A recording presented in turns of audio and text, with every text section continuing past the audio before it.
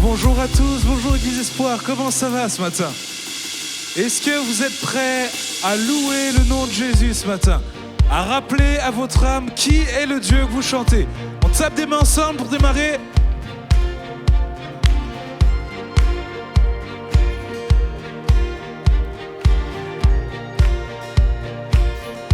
Chantons ensemble. Oui, tu transformes ma l'eau en vin. Touche les yeux de ta main. Nul n'est comme toi. Comme toi.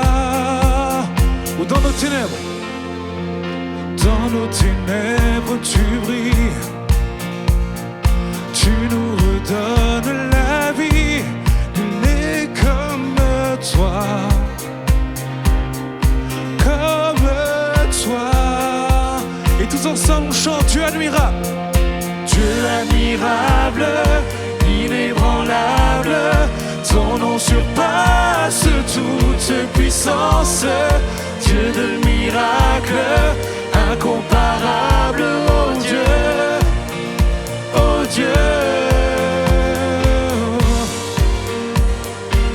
Est-ce que vous êtes heureux d'être ici ce matin? Est-ce que je peux entendre une église qui chante de son cœur? Dans nos ténèbres. Dans nos ténèbres tu brilles. Tu nous redonnes la vie. Nul n'est comme toi. On déclare-le. Comme toi. Oui, tu es admirable, chantons-le. Dieu admirable, inébranlable, ton nom surpasse toute puissance. Dieu de miracle, incomparable, oh Dieu, oh Dieu. Dieu admirable, Dieu admirable, inébranlable, ton nom surpasse toute puissance. Dieu de miracle, incomparable, oh Dieu, oh Dieu. Est-ce qu'on peut taper des mains ensemble de partout dans ce lieu?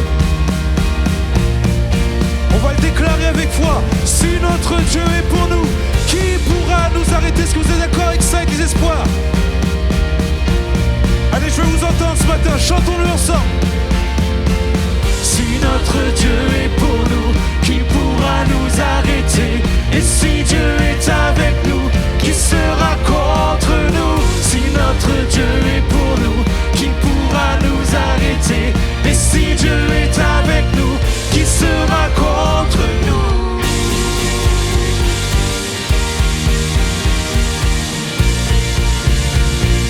Qui sera contre nous?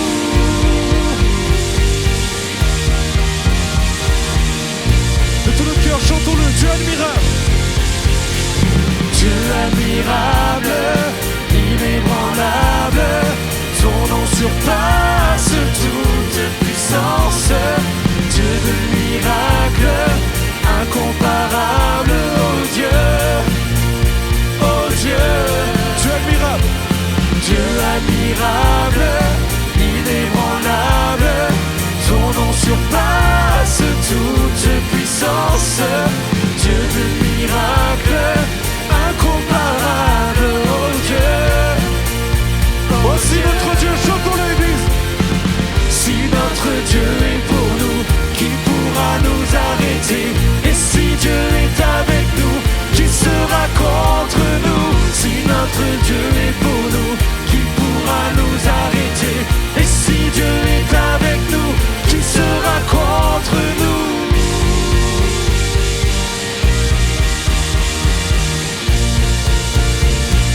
Qui sera contre nous?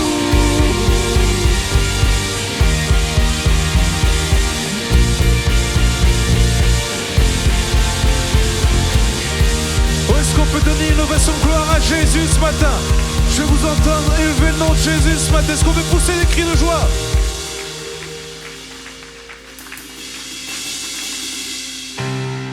Est-ce qu'on peut taper des mains ensemble? Et ce matin, on va élever un Alléluia.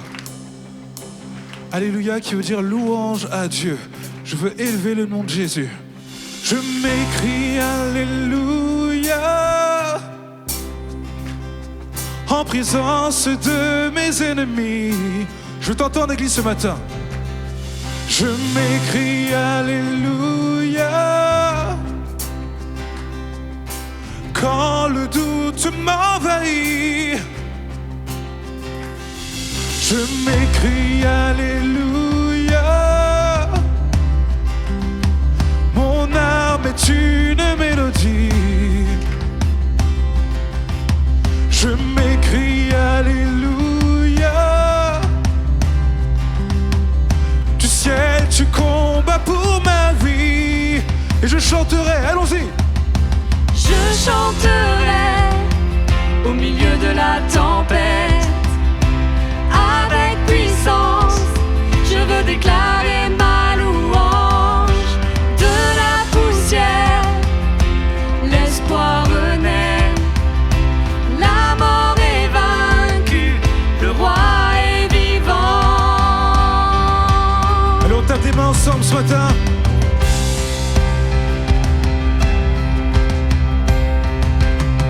Je m'écris Alléluia. Je vous entends, tout mon être. Tout mon être loue ton nom. Je m'écris Alléluia. Et on le déclare avec foi, les ténèbres s'enfuiront. Je m'écris Alléluia. Je m'écris Alléluia. En incompréhension. Je m'écris Alléluia. Je m'écris Alléluia. Oh, de la peur, nous triomphons. Et son église chante, je chanterai. Je chanterai au milieu de la tempête. Avec puissance, je veux déclarer ma louange. De la poussière, l'espoir renaît. La mort est vaincue, le roi est vivant.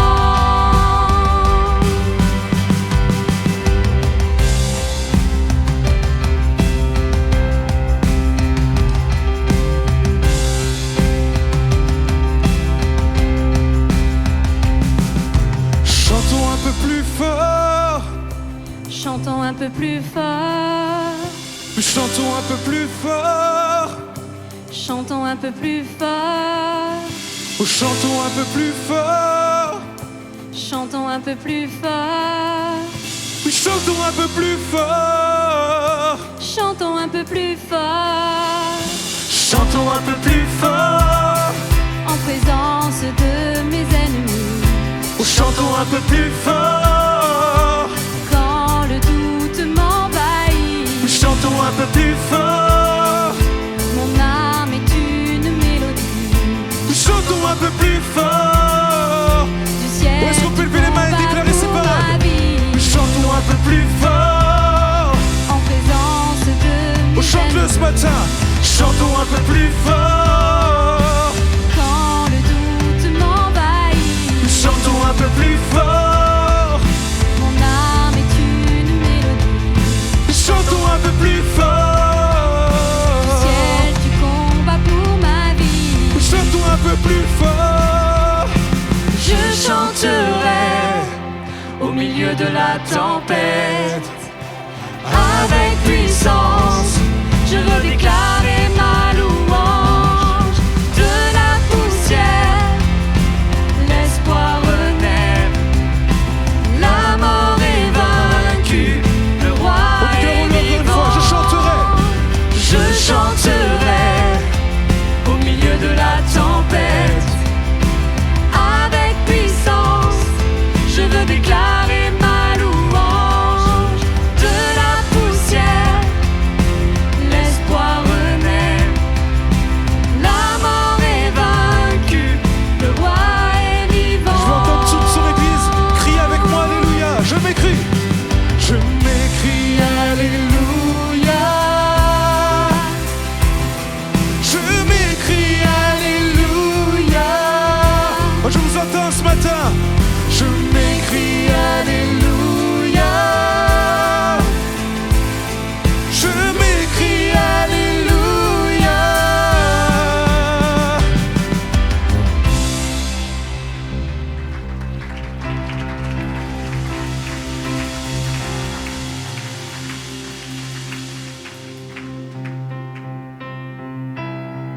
Est-ce qu'on peut commencer à fermer les yeux juste un instant et se focaliser sur les instants qui sont là devant nous?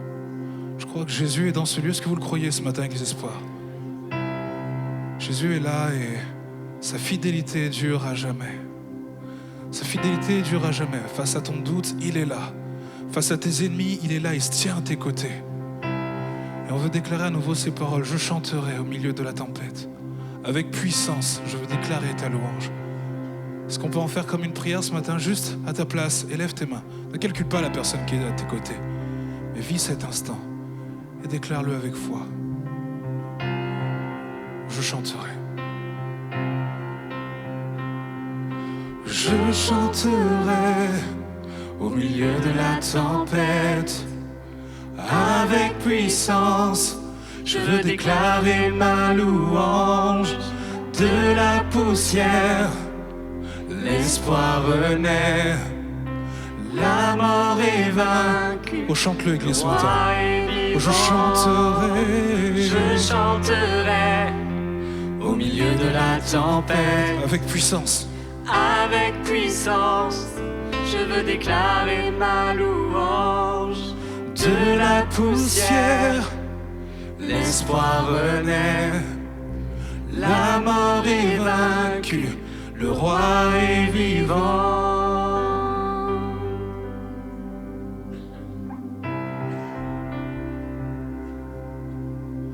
Ce matin, j'aimerais juste encourager quelqu'un à avoir une louange différente par rapport à d'habitude.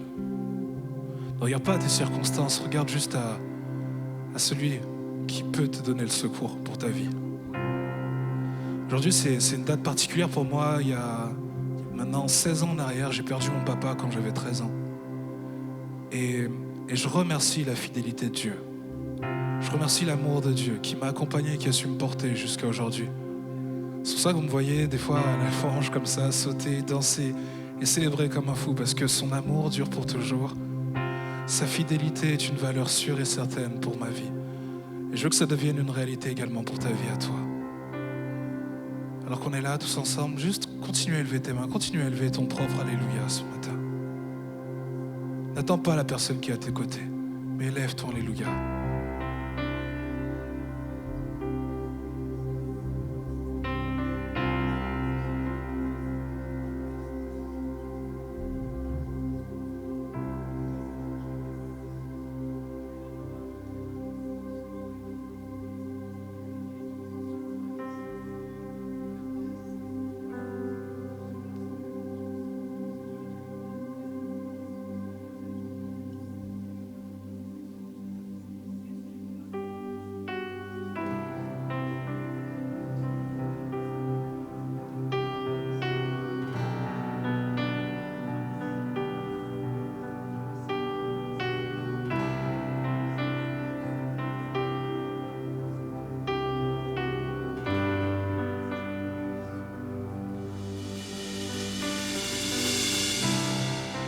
Nous tenant face au mur,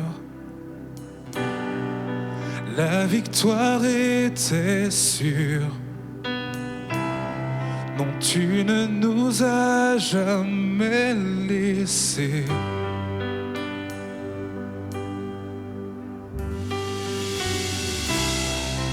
Nous attendons de voir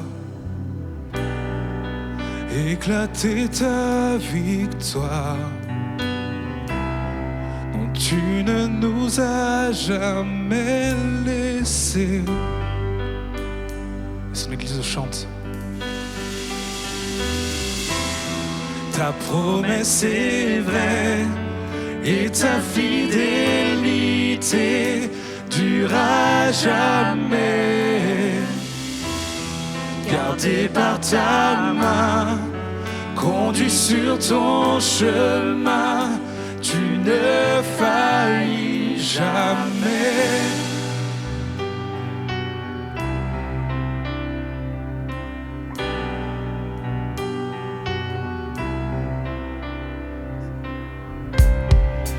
Tu viens calmer ma peine, ta parole est certaine.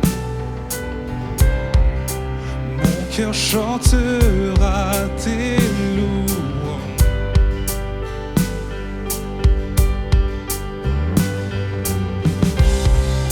Jésus, tu m'as comblé de ton amour parfait. Mon cœur chantera tes louanges. Oh, est-ce que son église peut lever les mains et déclarer avec moi ta promesse? Ta promesse est vraie et ta fidélité durera jamais. Gardé par ta main, gardé par ta main, conduit sur ton chemin. Ta promesse est vraie, ta promesse est vraie, et ta fidélité durera jamais. Gardé par ta main, gardé par ta main, conduit sur ton chemin, tu ne faillis jamais. Tu ne faillis jamais, Jésus. On est prêt? Est-ce qu'on peut taper des mains ensemble ce matin? Comme les enfants d'Israël l'ont fait avec Jéricho. Les murailles vont s'écrouler ce matin dans vos vies. Qui le croit ce matin? Est-ce que je peux entendre un cri de joie dans l'église ce matin? Et on va le déclarer avec foi. Mes yeux t'ont vu bouger les montagnes, et tu peux le faire pour ma vie. On y va!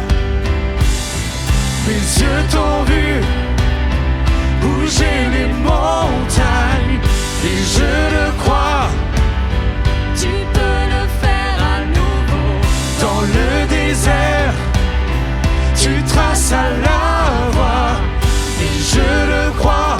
Je vous entends ce matin. Tu peux le faire à nouveau. Mes yeux t'ont vu, hey, bouger les montagnes, et je le crois. Tu peux le faire à nouveau. Dans le désert, tu traces à la voie, et je le crois. On y va. tu peux le faire à nouveau. Mes yeux t'ont vu bouger les montagnes, et je le crois. Tu peux le faire à nouveau. Dans le désert, tu traces à la voie, et je le crois. Tu peux le faire à nouveau. Tu peux le faire à nouveau. Tu peux le faire à nouveau.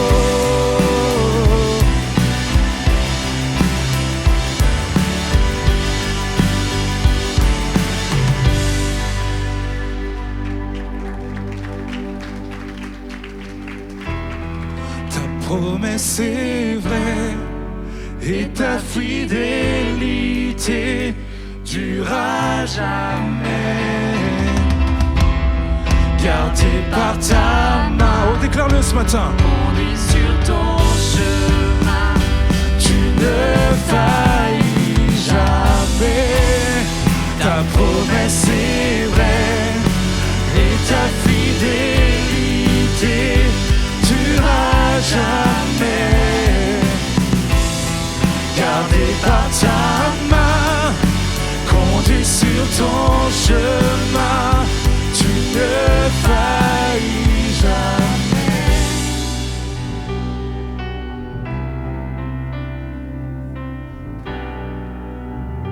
Tu ne faillis jamais. Tu ne faillis jamais.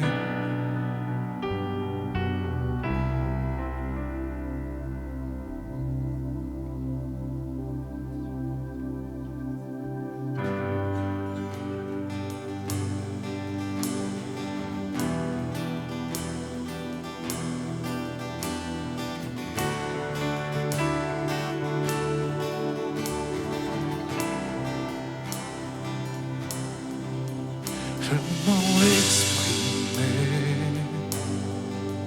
toute ma gratitude Je n'ai pas les mots et rien de nouveau. Je pourrais chanter des milliers de fois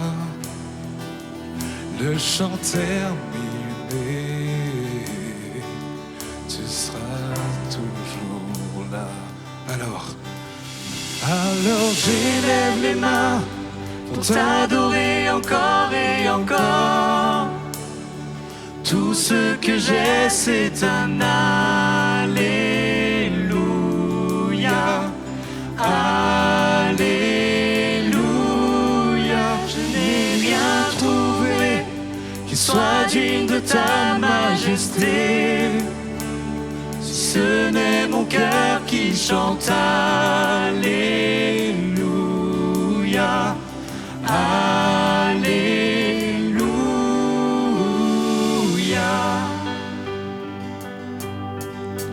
Je n'ai qu'une réponse, une seule volonté, les bras vers le ciel. Je veux t'adorer. Alors je lève les mains, chantons. Alors j'élève les mains pour t'adorer encore et encore. Tout ce que j'ai, c'est un Alléluia. Alléluia. Je n'ai rien trouvé qui soit digne de ta majesté. Ce n'est mon cœur qui chante Alléluia. Alléluia.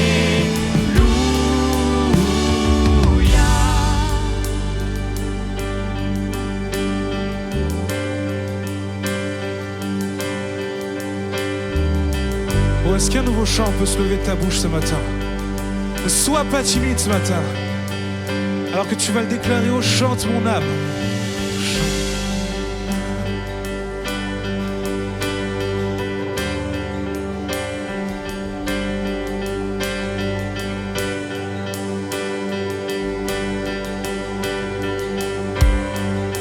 On y va ensemble, l'église espoir. Oh chante mon âme, ne sois pas timide et lève ta voix, car tu as un lion qui rugit en toi. Alléluia, Seigneur. Oh, chante mon âme, Chante mon âme, ne sois pas timide et lève ta voix, car tu as un lion qui rugit en toi. Alléluia, Seigneur. Oh, oh, oh, oh,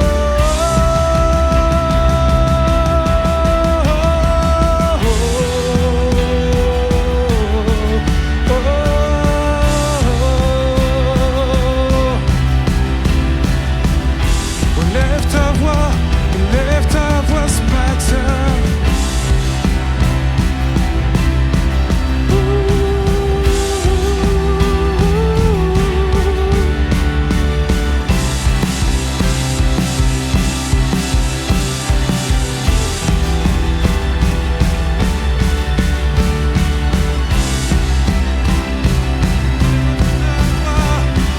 Lève ta voix.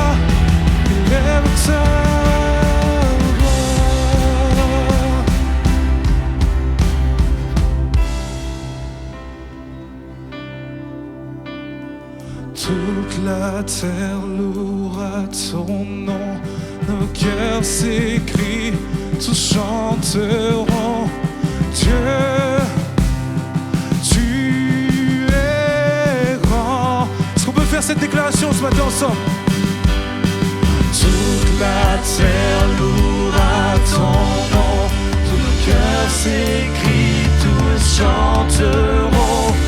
Dieu, tu es grand. Oui, toute la terre, nous chantons-le ensemble.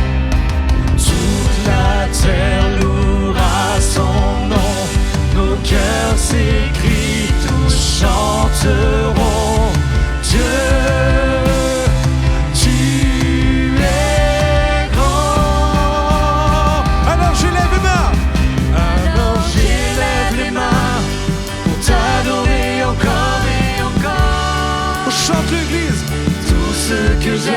c'est un Alléluia. Alléluia. Je n'ai rien trouvé qui soit digne de ta majesté. C'est seulement mon cœur qui chante Alléluia. Alléluia. Est-ce qu'on peut faire monter une ovation de gloire à Jésus ce matin?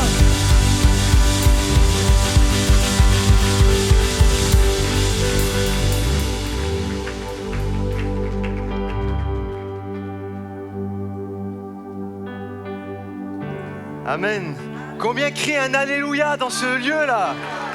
Allez, faites retentir un Alléluia.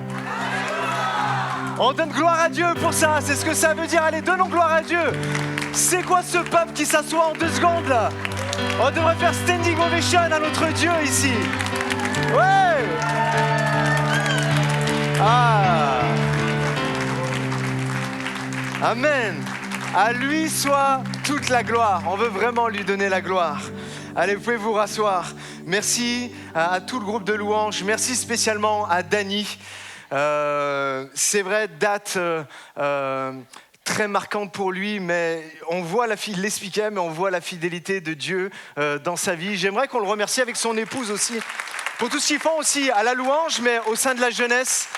Je sais qu'ils ont passé un super moment à la jeunesse aussi vendredi soir. Il y a plusieurs groupes de jeunes qui étaient là de diverses églises et ils ont passé vraiment un moment magnifique. Alors merci à Dany et à toute son équipe.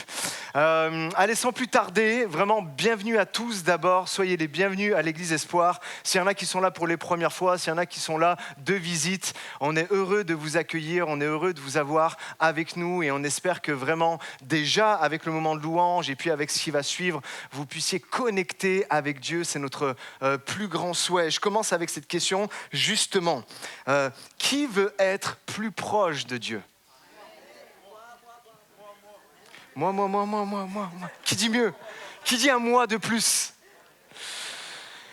On veut vraiment tous être proches de Dieu. On veut tous être proches de lui. Mais la Bible dit que, vous le savez, nous sommes comme des brebis.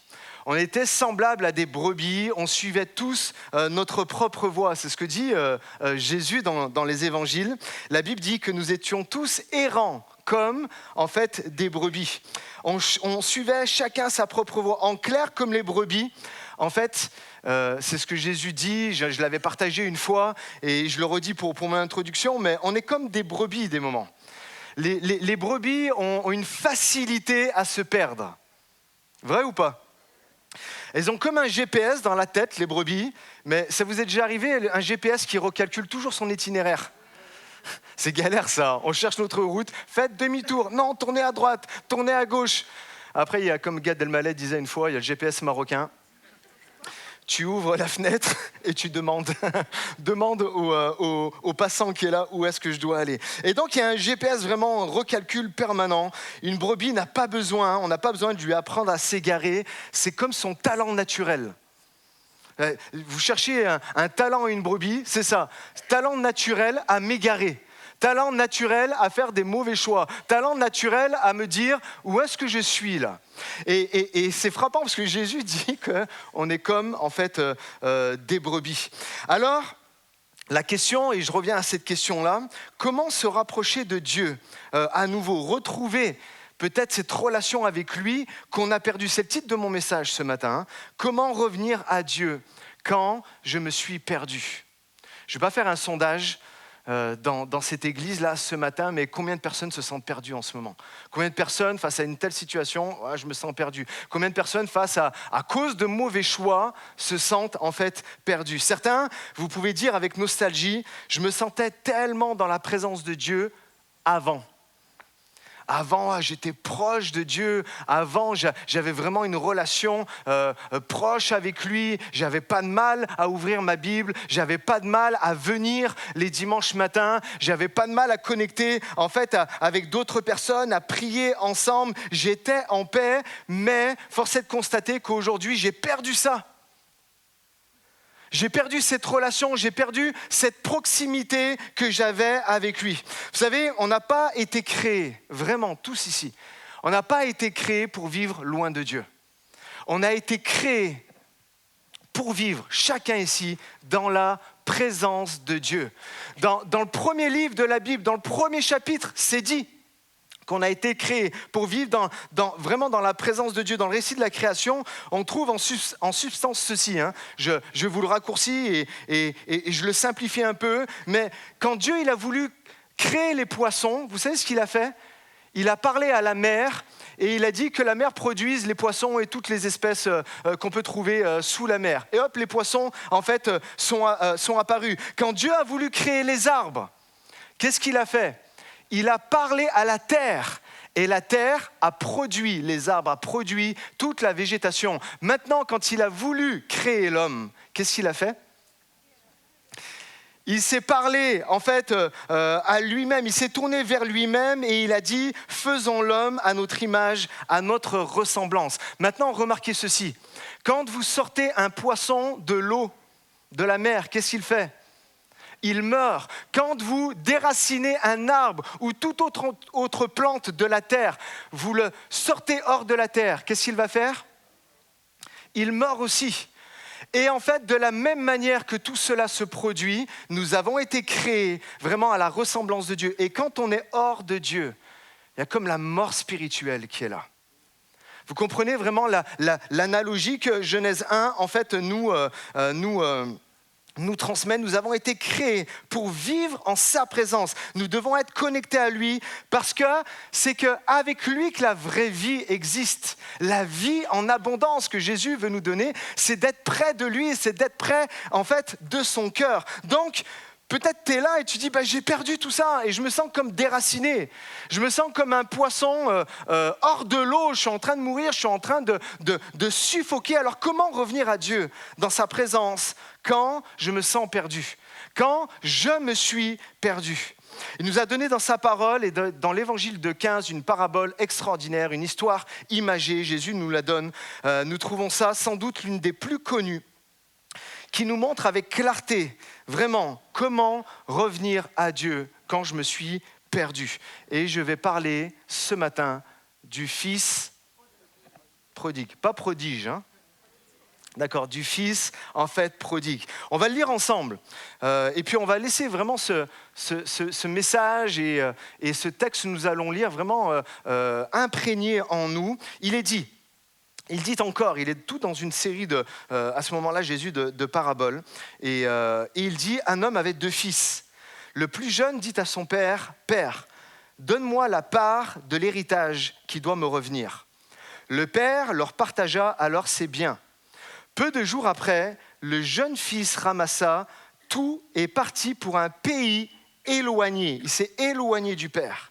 Et il dissipa sa fortune en vivant dans la débauche. En fait, je fais une petite parenthèse, mais en fait, le mot débauche ici dans ce lieu, et j'ai cherché, j'ai regardé, c'est vraiment la débauche au sens libertinage. Il était libertin. On pourrait appeler cette parabole la parabole du fils libertin. Il est parti vraiment dans toutes sortes de choses, en fait, mauvaises. Et lorsqu'il eut tout dépensé, une grande famine survint dans ce pays et il commença à se trouver dans le besoin. Il alla se mettre au service de l'un des habitants du pays, qui l'envoya dans ses champs garder les porcs. Il aurait bien voulu se nourrir des caroupes que mangeaient les porcs, mais personne ne lui en donnait. Il rentra alors en lui-même et se dit « Combien d'ouvriers chez mon père ont du pain en abondance et moi, ici, je meurs de faim. Je vais retourner vers mon père et je lui dirai, Père, j'ai péché contre le ciel et contre toi. Je ne suis plus digne d'être appelé ton fils. Traite-moi comme l'un de tes ouvriers. Il se leva et alla vers son père. Comme il était encore loin, son père le vit et il fut rempli de compassion. Il courut se jeter à son cou et l'embrassa. Le fils lui dit, « Père, j'ai péché contre le ciel et contre toi. Je ne suis plus digne d'être appelé ton fils. » Mais le père dit à ses serviteurs, « Apportez vite le plus beau vêtement et mettez-le lui.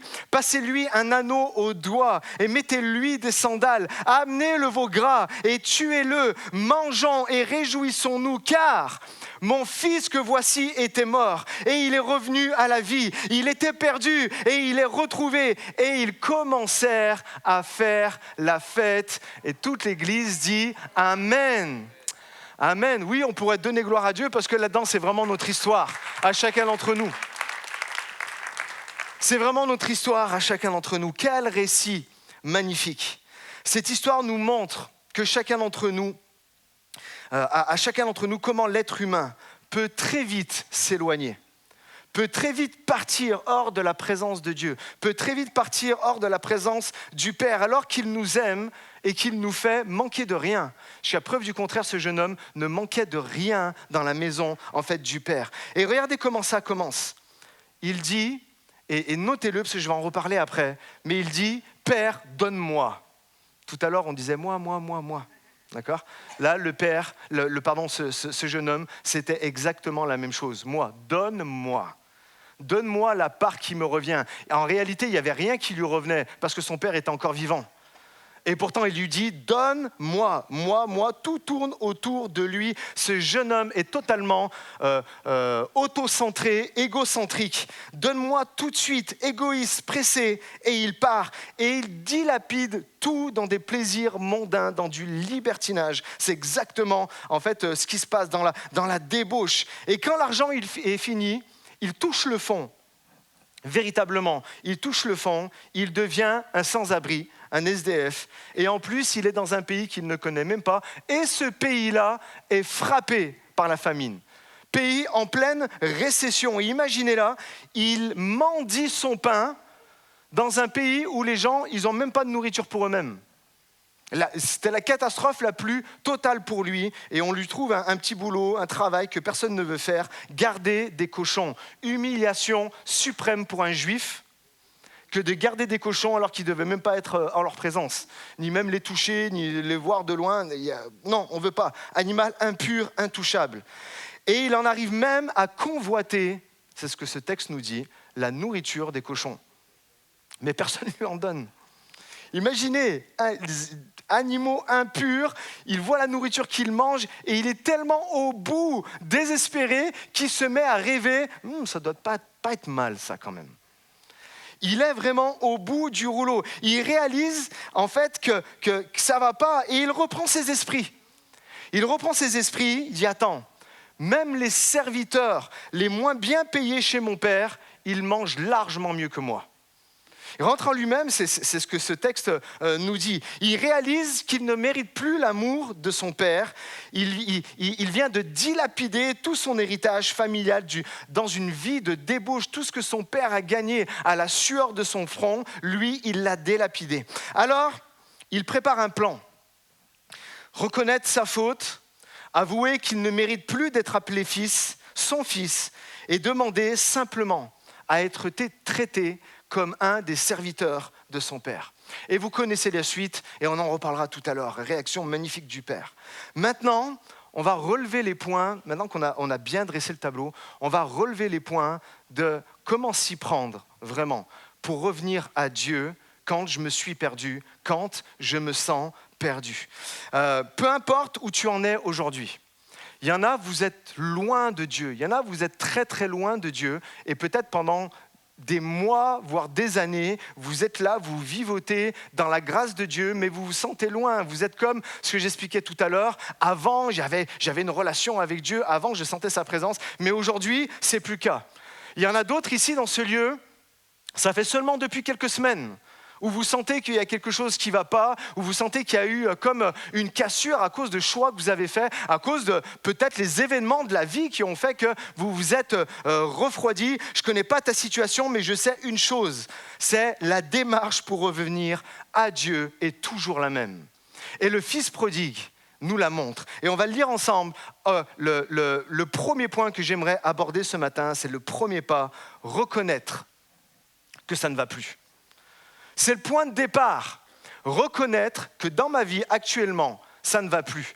J'ai plus la même proximité avec Dieu.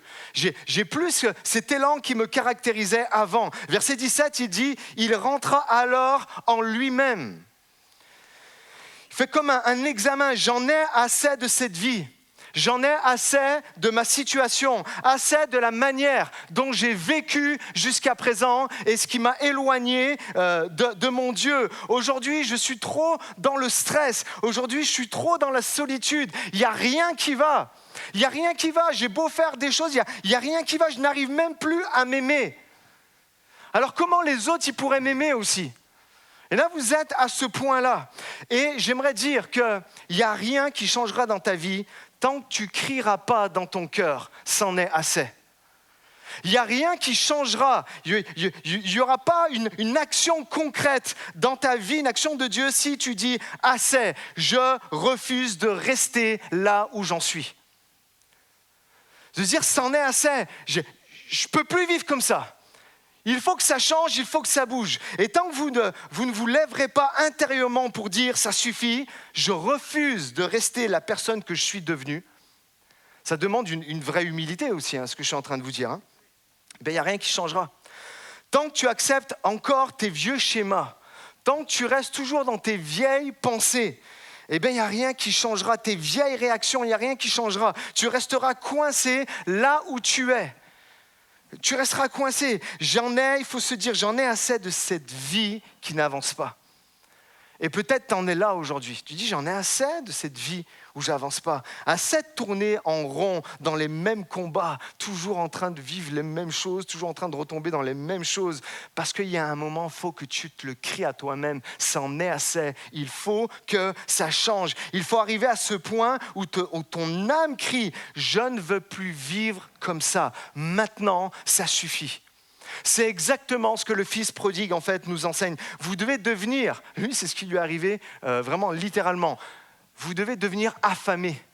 Il avait faim. C'est la faim qui l'a amené à rentrer en lui-même et à faire tout ce plan-là. Vous devez être comme ce matin, désespéré.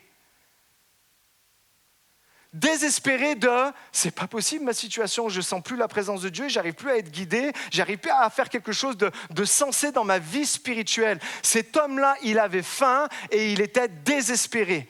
Et je crois qu'aujourd'hui, il faut arriver si vous voulez que les choses changent dans votre vie, il faut arriver à cet état-là de « je suis affamé de plus de Dieu ». Je suis désespéré de ne plus sentir sa présence. Je suis affamé de sentir sa présence. Je suis affamé de vivre des choses en fait avec lui. Et rien ne se passera tant que vous n'en aurez pas assez. Le fils prodigue avait tout dilapidé, plus rien, désespéré, affamé. Et cette faim-là, cette faim intérieure qui l'a poussé à reprendre ses esprits. Et peut-être si tu en es là, c'est le moment de reprendre tes esprits aussi. Et de commencer à dire, je vais faire quelque chose. Ce jeune homme était, comme on dit, au bout de sa vie. Il était vraiment au bout de sa vie. Et c'est précisément là que Dieu l'attendait. Et peut-être tu te dis, je suis au bout de ma vie en ce moment-là, vraiment. Dis-toi que c'est précisément là que Dieu t'attend. Est-ce que c'est une bonne nouvelle ? Oui, c'est une bonne nouvelle. Il réagit de la meilleure manière possible. Vous savez ce qu'il a fait ? Il a réfléchi. Dites-le avec moi, réfléchi. Réfléchir. Il s'est mis à réfléchir.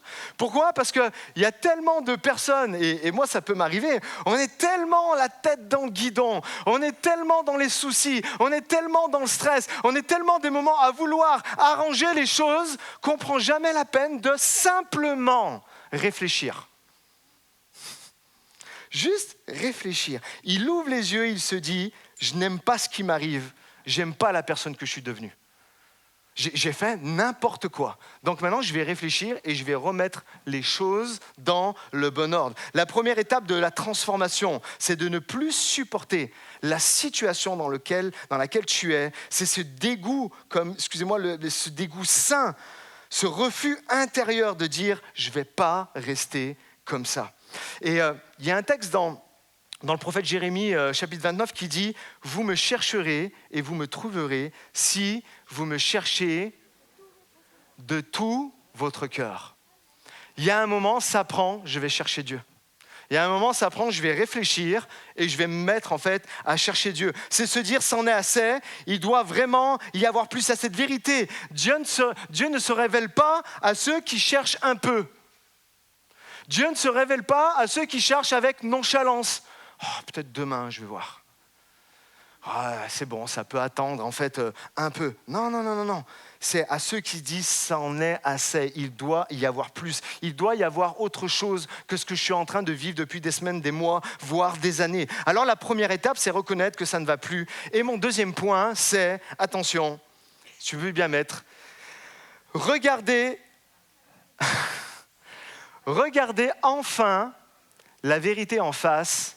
Et attention, cassage de crâne. Et reconnaître ses torts, reconnaître ses erreurs. Lui, il dit, verset 18, je vais retourner vers mon Père et je lui dirai.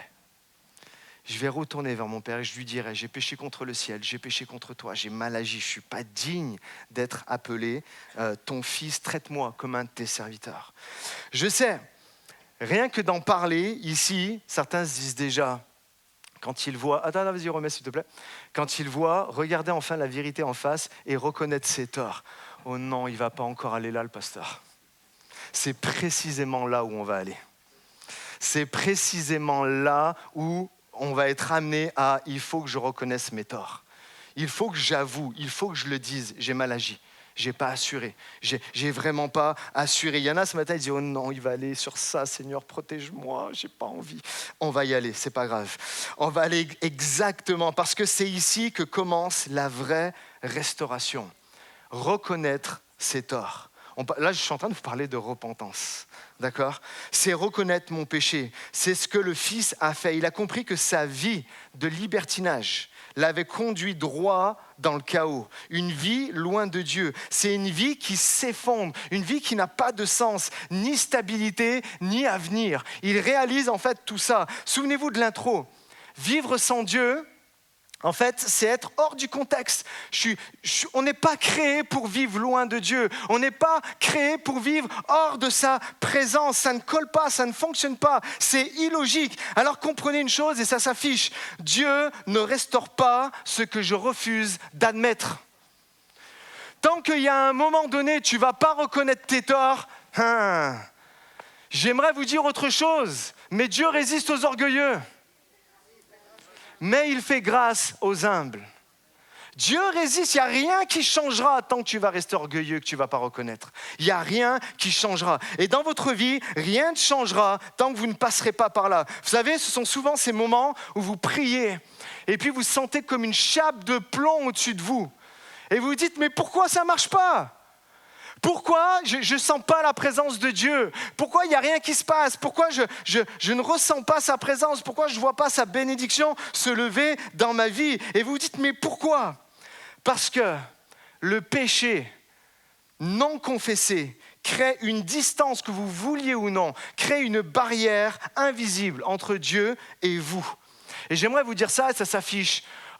On ne guérit pas ce qu'on cache. Il y a un moment, Jésus est appelé, il se définit lui-même comme étant la lumière du monde. Et il veut mettre la lumière sur les parts d'ombre qu'il y a dans votre vie. Et il n'y a rien qui va se passer. On ne guérit pas ce qu'on cache. Il y a un moment, il faut le présenter devant Dieu. Il y a un moment, il va falloir le présenter aussi devant des personnes physiques. Va falloir si vous voulez que la guérison en fait prenne place dans votre vie. Si tu te sens loin de lui, sois-en sûr, ce n'est pas Dieu qui s'est éloigné. Là, quand on lit ce récit, vous l'avez lu avec moi. Vous l'avez lu avec moi. C'est lui qui s'est éloigné. Il s'est éloigné du Père. Il est parti dans un pays éloigné. Ce n'est pas Dieu qui a changé. Ce n'est pas Dieu qui a changé d'adresse. Ce n'est pas Dieu qui est parti en vacances. C'est ce jeune homme-là qui est parti. Lui, la réalité, c'est que Dieu, il est toujours là. Il est toujours fidèle. Il est toujours immuable. Il ne change pas. Son amour est constant. Sa bonté est constante envers nous, avec un amour infini qui nous poursuit encore aujourd'hui. Arrête de pointer du doigt les autres. Arrête de blâmer des moments les autres à cause de ça. Tu ne peux pas blâmer personne d'autre que toi pour la relation que tu as avec Dieu. Il y en a, c'est tellement plus facile. C'est ce que j'exprimais la dernière fois quand je prêchais « Ne te trompe pas de combat ».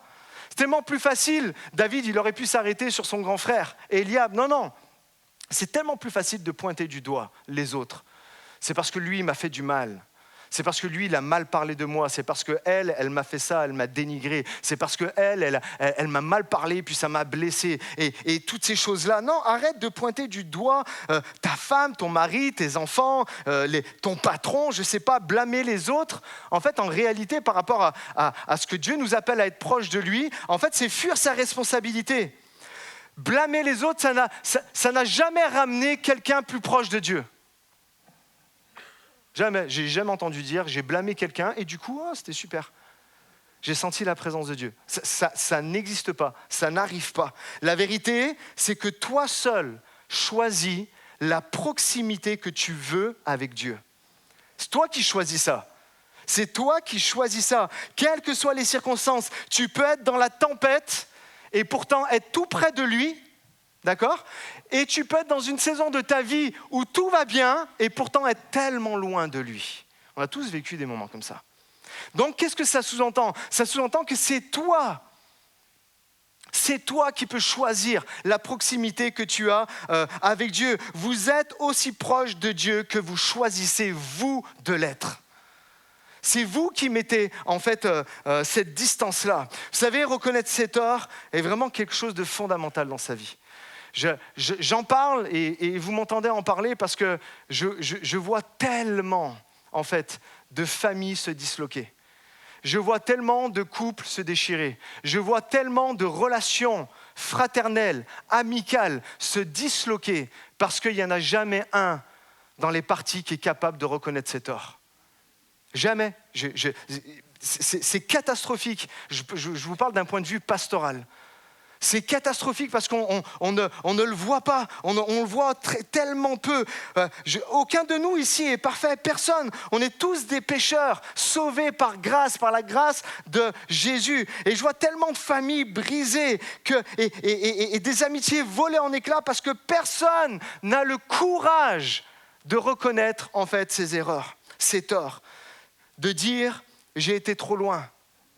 De dire mes mots ont dépassé ma pensée. Ça arrive, des moments où on est tellement en colère qu'on dit des choses puis qu'on regrette après. C'est pas ce que je voulais dire. Juste pardon.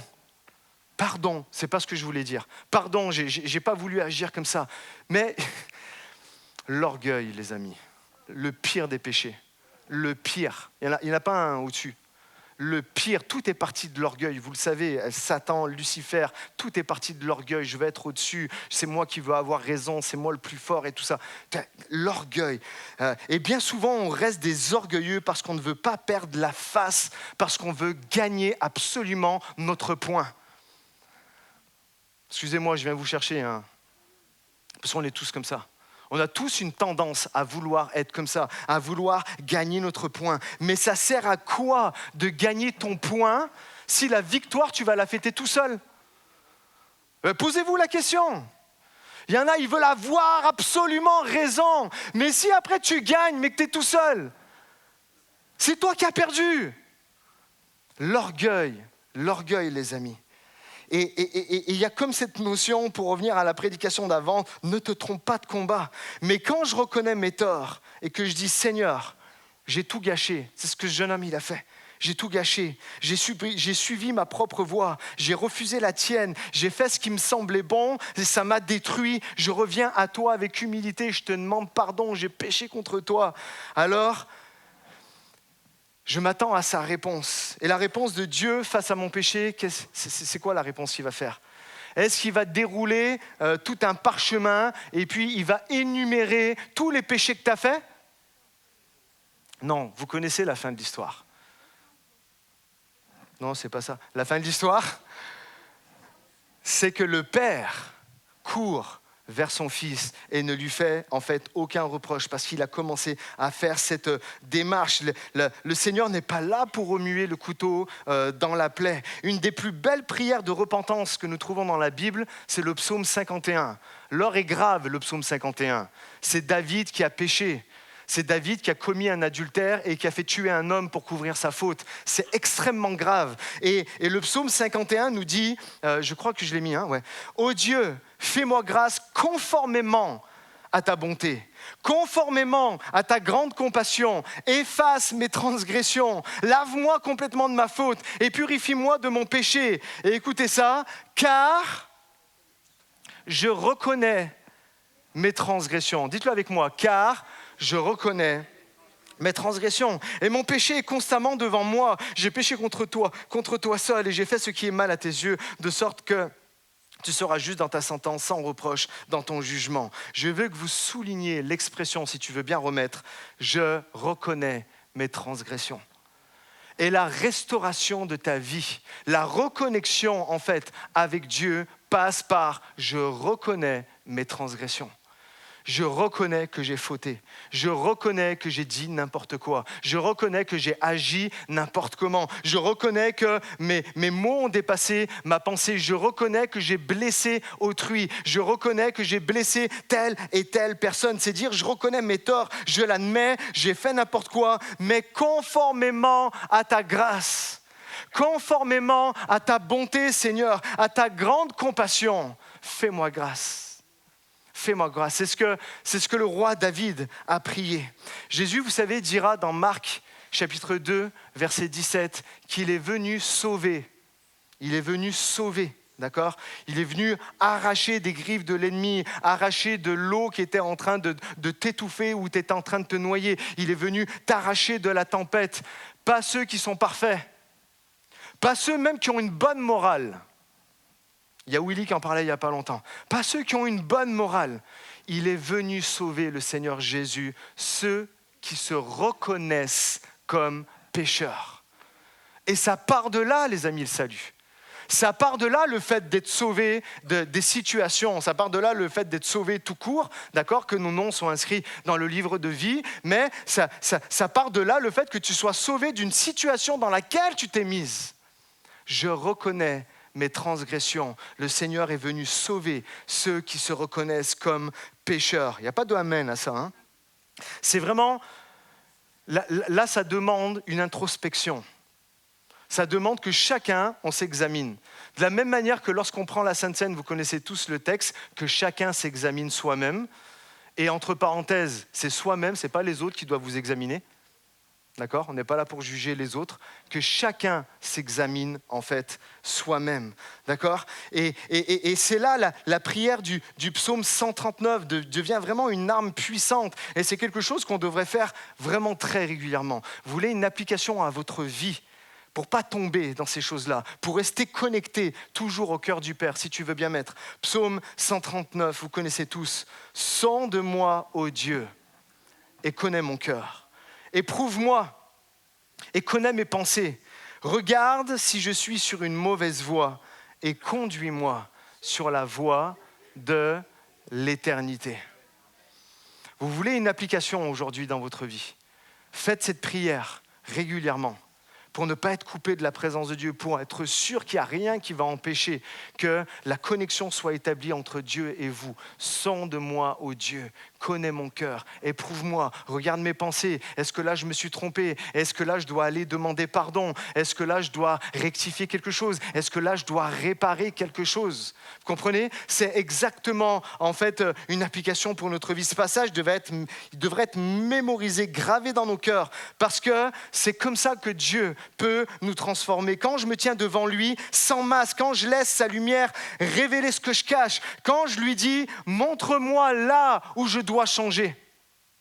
Montre-moi là et donne-moi la force de le faire. C'est comme ça que le passé perd son pouvoir. C'est comme ça que l'ennemi perd son pouvoir sur vous. Alors comment revenir à Dieu ? Quand je me sens perdu, quand je me suis perdu, premièrement, nous avons vu, c'est reconnaître ce qui ne va plus. Deuxièmement, c'est ce qu'on vient de voir, regarder la vérité en face et reconnaître ses torts. Et puis, troisièmement, c'est se lever et affronter. Ça demande tout un courage. Hein. Là, je sais que je suis en train peut-être de brasser des choses et le Saint-Esprit peut être là en train de remuer des choses et vous dire là, il y a des choses que tu vas devoir faire, mon gars. ma fille. Et donc, le point 3, se lever et affronter.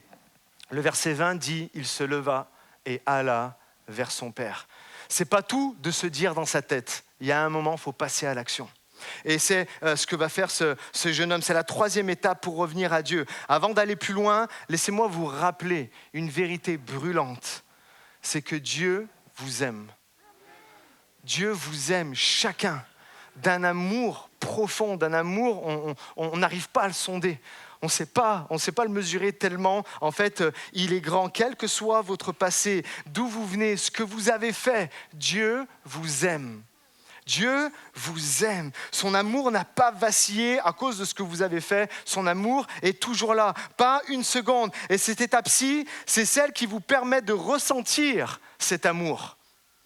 C'est cette étape où vous allez vous lever et vous allez aller vers lui. C'est cette étape qui va vous faire ressentir tout l'amour que Dieu, en fait, il a pour vous. Regardez ce jeune homme, il en a eu assez, il a reconnu ses torts, mais il n'est pas resté couché dans la honte. Il s'est levé, il n'a pas passé sa vie à se morfondre et se dire « je ne mérite plus rien ». Il a osé se lever. Il a osé aller à la rencontre de celui qui l'avait blessé. Il a osé, c'est fort, il a osé aller affronter le regard de son père. Il a osé aller regarder son père, un père qui l'avait humilié, qui l'avait blessé, qui l'avait affligé par ses choix, qui avait apporté l'opprobre sur sa famille, la honte sur sa famille, la disgrâce sur sa famille. Et c'est ça le courage spirituel. Se lever quand tout en toi te dit de rester caché. C'est se lever quand tout en toi te dit « non, dis rien, non, c'est bon, allez, c'est bon, ça va passer avec le temps, allez, vas-y ». C'est tout de l'orgueil, ça. C'est tout de l'orgueil. C'est toutes des choses qui vont t'amener en fait à rien du tout. Il est passé, ce jeune homme, de l'égocentrisme. Donne-moi et ci et ça, et tranquillement pour aller à l'amour de Dieu. Rappelez-vous ce que je vous disais tout à l'heure. Tout à l'heure, je vous disais qu'au verset 12, il dit « Donne-moi son père, donne-moi ma part, donne-moi mon héritage ». Et hop, ni une ni deux, il part faire sa vie. Tout tournait autour de lui. Égoïsme, autocentré, égocentrisme, immaturité, tout tournait autour de lui. Mais au verset 19, quand il revient en fait vers le Père et qu'il commence à parler au Père, il y a quelque chose qui change. Quelque chose s'est brisé en lui. Il a dit « fais de moi ». C'est plus « donne-moi », mais « fais de moi ». Il est passé du « donne-moi ». Donne-moi à fais de moi. Quel changement d'attitude. Ça, c'est le vrai signe d'un cœur qui est repentant et qui est plein en fait de transformation. C'est ça la vraie conversion, quand ton cœur glisse de l'égocentrisme à l'amour de Dieu. Quand tu ne pries plus seulement pour recevoir, mais pour être transformé. C'est ça le vrai signe en fait de la maturité. Où est-ce que tu en es aujourd'hui? Est-ce que tu es encore dans le donne-moi? Donne-moi ma bénédiction. Réponds-moi encore à ma prière. Réponds-moi toujours plus. Je veux plus d'attention, plus de réponses à mes prières. Où est-ce que ce matin tu es déjà? Où est-ce que tu veux passer ce matin à fais de moi? Fais de moi ton serviteur. Fais de moi ta servante. Fais de moi un instrument à ta gloire. Fais de moi un instrument de restauration. Fais de moi un homme, une femme, un jeune homme, une jeune femme, selon ton cœur. Je peux entendre des amen à ça? De tous ceux qui disent « Fais de moi, Seigneur », et plus « Donne-moi », mais « Fais de moi ». Ou est-ce que vraiment tu rentres dans le fais de moi ce que tu veux, fais de moi. C'est un processus dont je vous parle. Maintenant, pour conclure, et je vais appeler Dany à revenir et la louange. Regardez l'attitude du Père. Quand, en fait, ce jeune homme est passé par ces 3 étapes, d'accord? C'en est assez, ça suffit, il faut que j'avance. Quand je regarde la vérité en face, quand je suis là et puis je reconnais mes torts, quand je suis là et puis je suis prêt à me lever et à aller affronter, regardez ce qui se passe. Verset 20, comme il était encore loin, ça s'affiche, son père le vit et fut rempli de compassion. Il courut se jeter à son cou et l'embrassa. Remarquez, regardez ici s'il vous plaît. Remarquez, il n'a pas attendu que le fils arrive dans la maison. Il n'a pas attendu que le papa frappe à la porte, que le jeune homme frappe à la porte. Il n'a pas attendu que son fils il frappe à la porte de sa maison. Alors qu'il le voit, il était encore loin. Il a couru. Au moment où vous dites simplement « Mon Dieu, j'en ai marre de vivre comme j'ai vécu jusqu'à présent. Mon Dieu, je suis fatigué. Mon Dieu, j'ai tellement besoin de toi. » Du moment où vous faites ça et vous commencez à vous lever, le Seigneur fera tous les pas nécessaires pour aller vers vous. Il fera bien plus que la moitié du chemin. Nous, par orgueil, on est là, on fait moite-moite, c'est équitable, comme ça c'est bien. Non, non, le Seigneur, il va faire tout le chemin. Du moment où vous commencez déjà à peine à vous lever, il a fait tout le chemin et il vous prend dans ses bras et il vous embrasse. Et là, zéro reproche. Zéro, je te l'avais dit. Zéro, mais pourquoi t'as fait ça? Et tu vois, c'est pas bon, t'as jeté la honte sur toute ma famille. Non, il le prend et il lui remet un anneau au doigt, il lui remet un vêtement, il lui redonne des chaussures, il fait tuer le veau gras. Et là, il y a une fête qui commence à prendre place. Il a couru à la rencontre sans blâme, il a ouvert ses bras.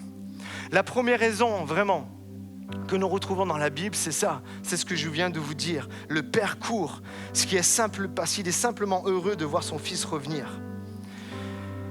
Et il semblerait que c'est aussi pour éviter quelque chose qu'on a découvert en parlant avec Jérémie. Il avait vu une vidéo sur Internet d'un pasteur qui parlait de ça, et puis j'ai cherché, j'ai regardé un peu, c'est juste incroyable. En fait, il y avait un rituel qui se passait chez les Juifs à ce moment-là, les Juifs de l'époque. Il y avait ce qu'on appelle la coutume juive du Kezaza. Dites-le avec moi. Zegwaza, Gezaza. C'est quoi ça? Je vais vous expliquer. La coutume du Kezaza.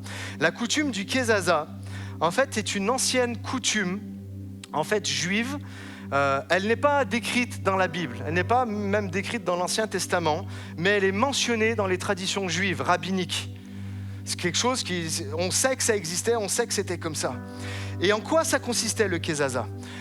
La coutume de la Kezaza. En fait, c'était lorsque une personne quittait sa famille et puis prenait l'héritage qu'il avait à prendre, littéralement comme le jeune homme, ce que Jésus en fait expliquait, comme le fils prodigue. Et il partait hors d'Israël et il vivait d'une manière déshonorante, de sorte qu'il mettait la honte à toute la famille. Et au-delà de ça, qu'il mettait la honte à toute la famille, il mettait la honte à tout le village dont il était issu. Alors, si à ce moment-là, une fois qu'il était brisé, une fois qu'il avait dilapidé tous ses biens, une fois qu'il revenait comme tout penaud, tout nu, tout fracassé par la vie, vous savez ce qui se passait? C'est que les gens commençaient à le voir arriver et puis ils étaient ça, c'est ça la coutume du Kezaza, ça veut dire couper, ça veut dire briser. En fait, ils le voyaient, les anciens de la ville le voyaient, et avant que le jeune homme arrive, passe la porte du village, les anciens de la ville couraient vers lui et lui disaient « Toi là, de la même façon que tu as coupé avec ta famille, de la même façon où tu nous as foutu la honte à tous, tu as coupé le lien entre nous. » C'est exactement ça qu'il faisait. Il prenait une jarre en argile et il disait, la relation, elle est brisée, c'est même plus la peine que tu reviennes. On ne te veut pas. Tu nous as en fait déshonorés. C'était une rupture qui était définitive.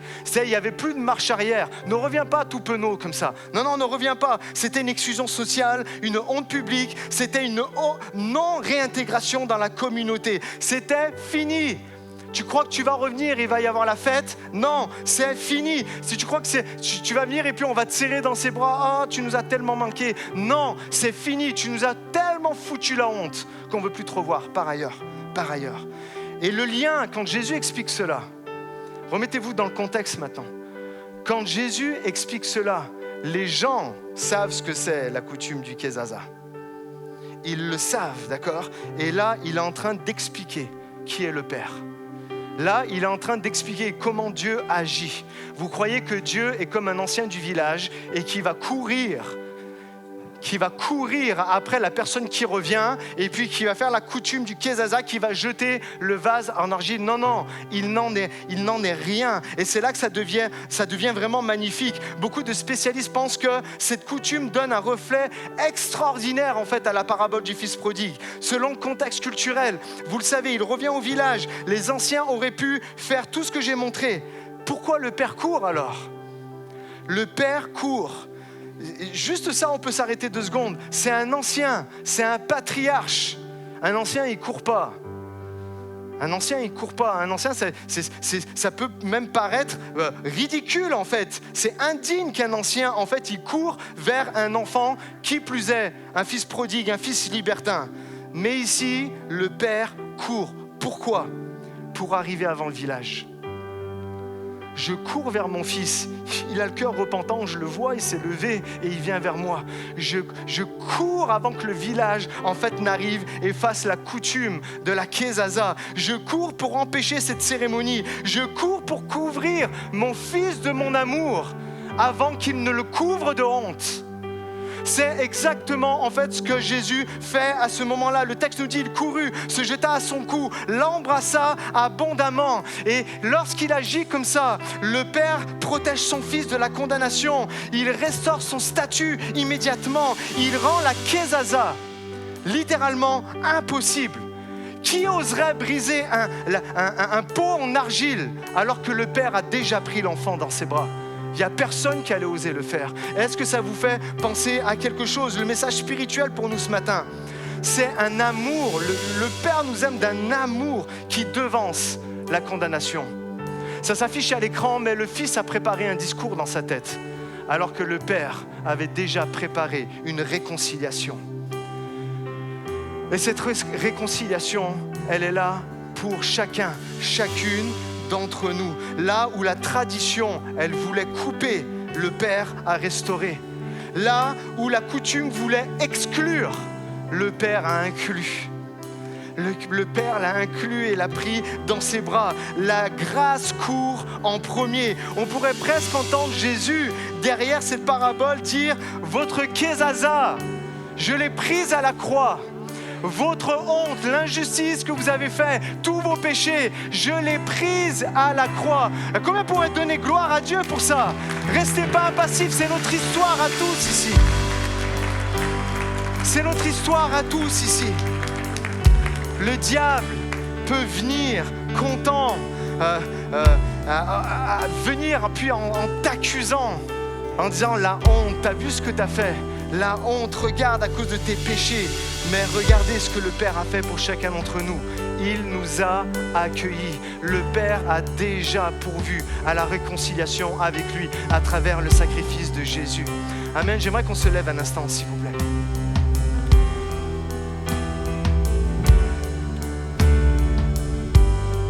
Commencez peut-être à fermer les yeux, ouvrir vos mains si vous le voulez. Commencez à prier et à remercier Dieu le Père de nous avoir envoyé Jésus qui a pris notre honte à la croix.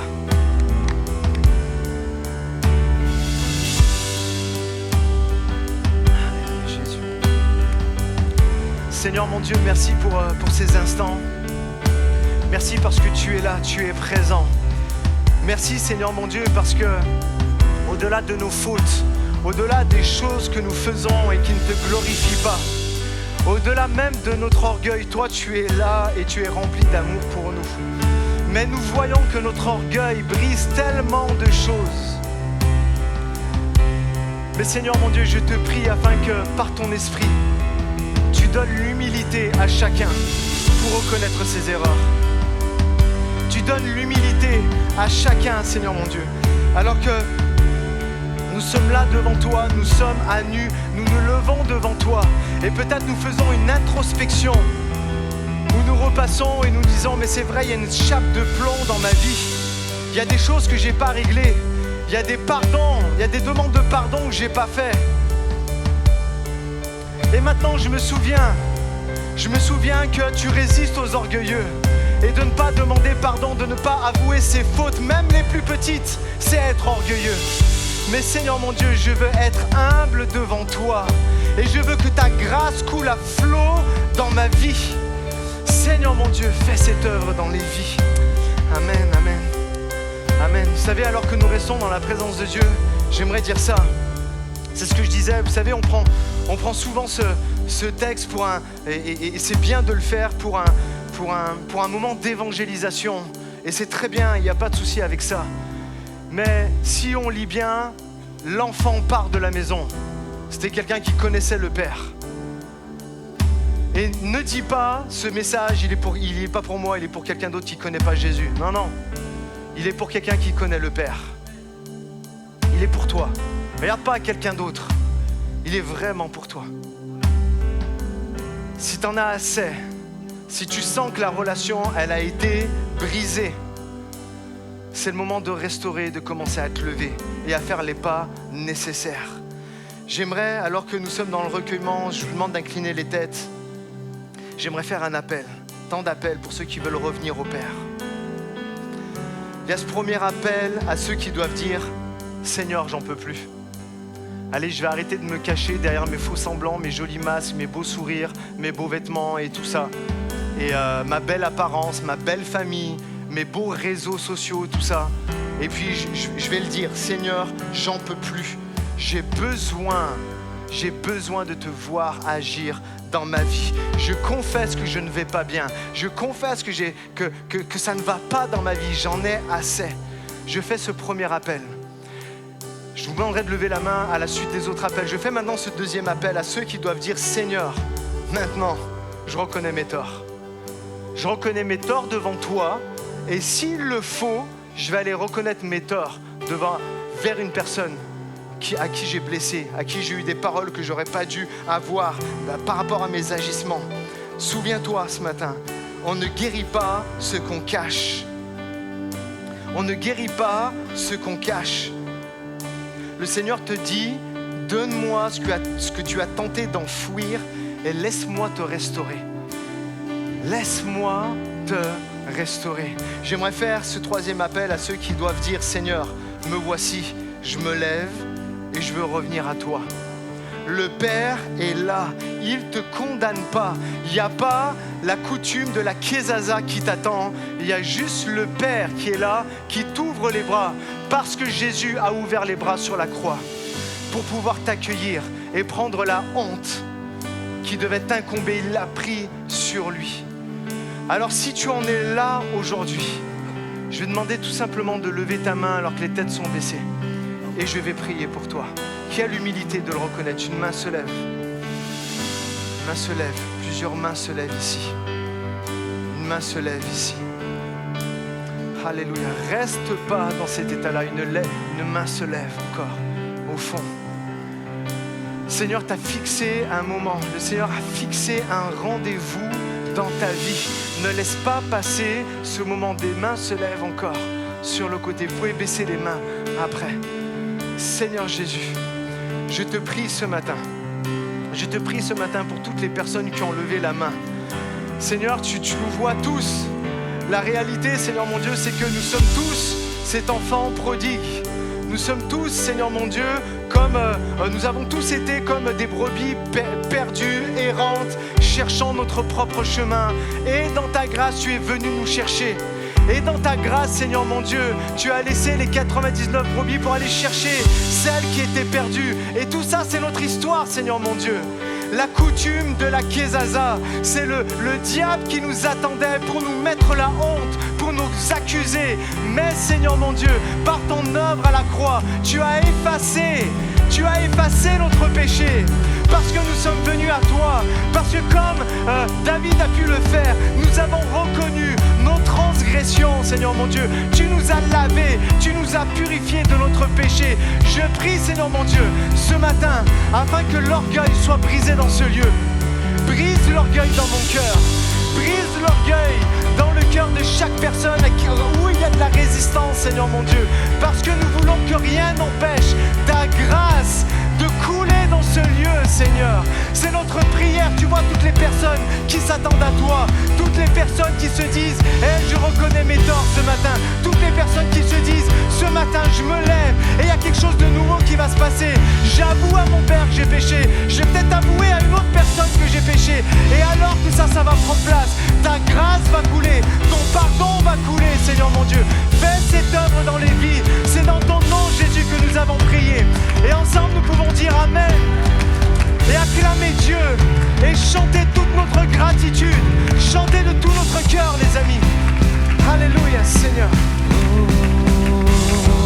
Alors j'élève les mains. Alors j'élève les mains pour t'adorer encore et encore. Tout ce que j'ai, c'est un Alléluia. Alléluia. Je n'ai rien trouvé qui soit digne de ta majesté. Si ce n'est mon cœur qui chante Alléluia. Alors j'élève les mains, déclarons-le une dernière fois. Alors j'élève les mains pour t'adorer encore et encore. Tout ce que j'ai, c'est un